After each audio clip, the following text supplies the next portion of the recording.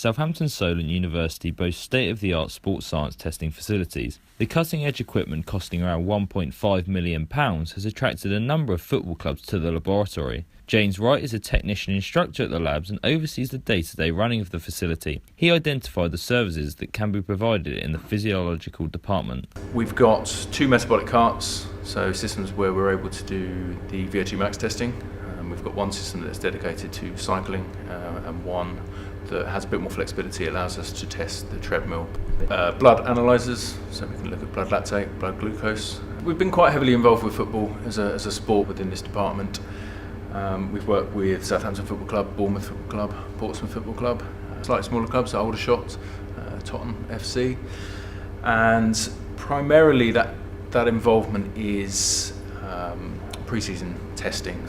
James went on to explain the benefits of testing for football clubs. The facilities that we have enable us to do a lactate threshold and a VO2 max test. There are predictive tests, so you can run a bleep test, yo-yo test. The problem with those is that A, they are predictive, and B, you're not able to fully understand and establish some of the responses that you might get from doing a more lab-based protocol.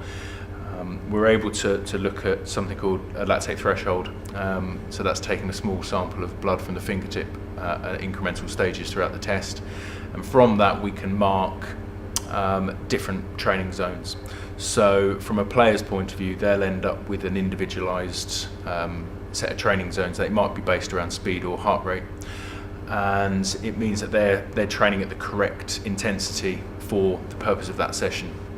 Without that, they wouldn't. They'd all effectively be training at the same intensity, and it will benefit some of the players, but not others.